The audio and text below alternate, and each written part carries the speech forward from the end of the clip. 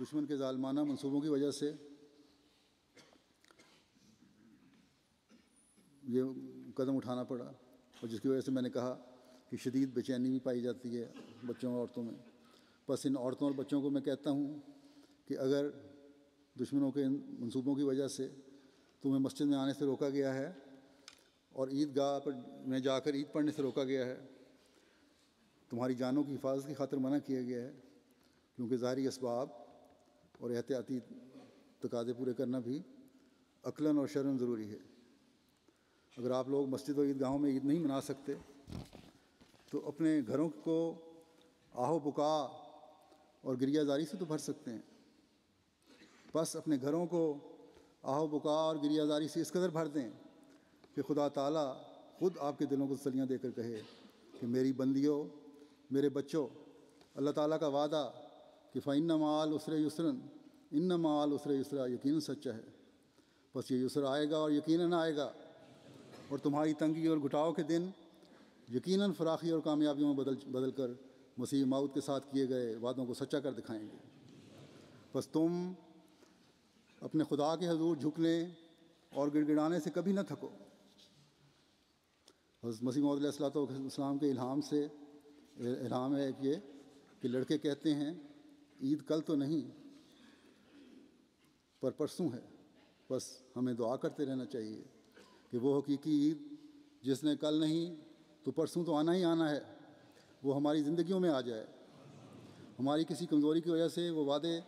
آگے نہ ٹل جائیں۔ اس میں تو کوئی شک نہیں کہ خدا تعالیٰ نے اس جماعت کو غلبہ عطا فرمانا ہے۔ جو فتح مبین ہوگی کب ہوگی یہ وہ بہتر جانتا ہے۔ جرمنی جلسے پر میرا جرمنوں سے بھی خطاب تھا ایک سیشن میں، جس جرمن غیر مسلم جرمن آئے ہوئے تھے، تو میں نے انہیں کہا کہ تم میری بات کو ایک دیوانے کی بڑھ سمجھو گے، لیکن ہم اس یقین پر قائم ہیں کہ جو نظام اللہ تعالیٰ نے حضرت مسیح موعود علیہ السلام کے ذریعے سے قائم فرمایا ہے، اسی نے اب دنیا میں رائج ہونا ہے، اور کوئی نہیں جو اس تقدیر کو بدل سکے۔ لیکن پیار اور محبت سے، نہ حکومتوں پر قبضہ کر کے، نہ دہشت گردی کر کے، نہ معصوموں کو قتل کر کے، نہ کسی کی اقتصادیات پر قبضہ کر کے، نہ کسی کی زمین پر قبضہ کر کے، نہ سیاسی جوڑ توڑ کر کے، غرض کے خالص ہو کر دنیا میں خدا تعالیٰ کی حکومت قائم کرنی ہے۔ یہی ہمارا مقصود ہے، اور یہ بڑھ نہیں، اور یقیناً انشاءاللہ تعالیٰ اللہ تعالیٰ اس کو پورا کرے گا۔ اور جب دنیا میں خدا تعالیٰ کی حکومت قائم ہوگی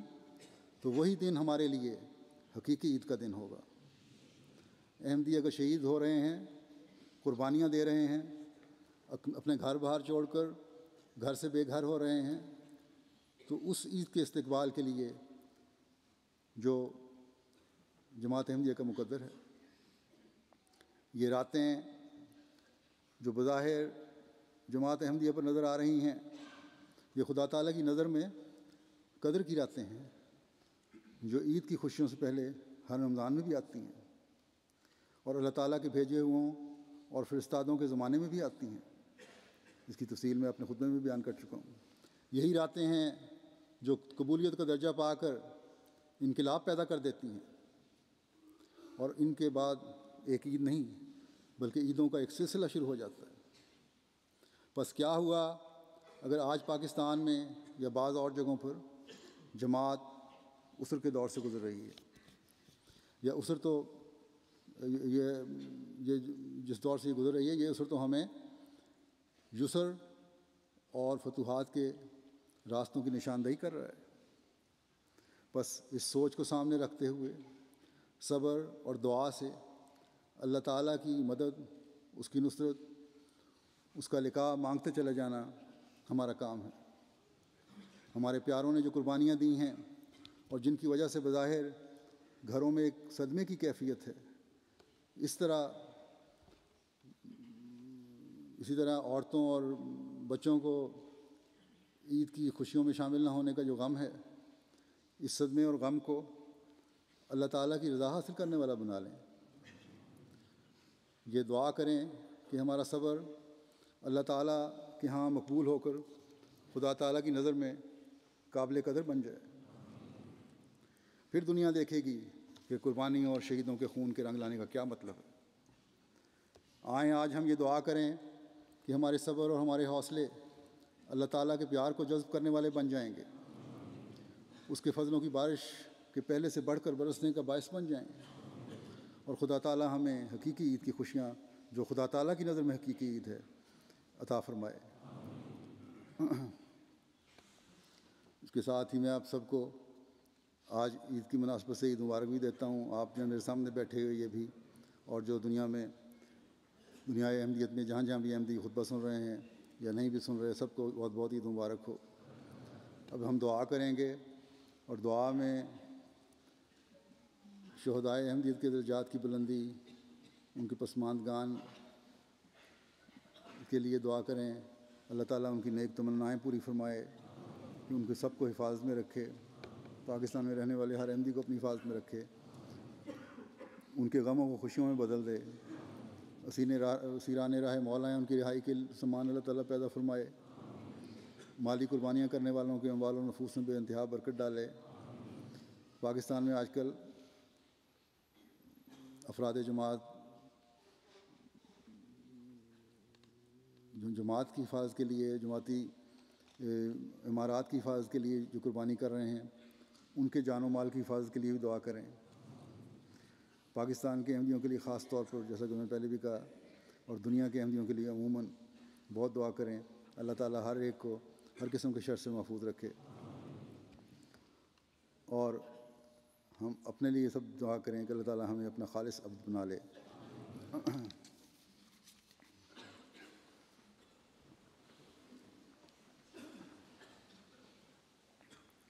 الحمد للہ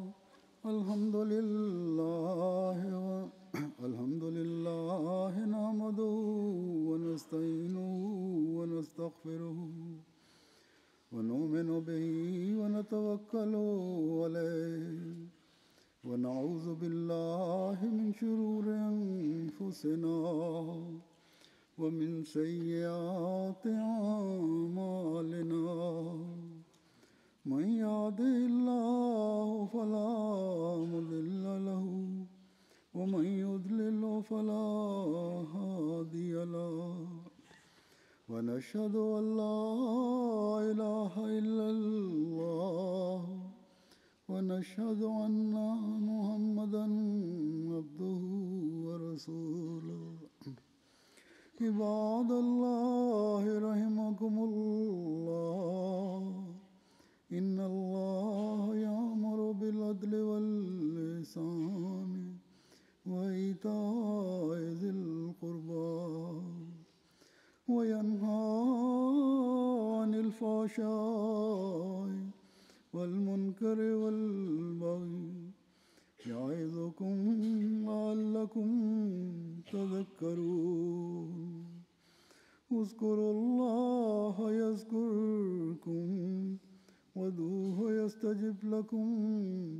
ولذكر اللہ اکبر۔ دعا کر لیں۔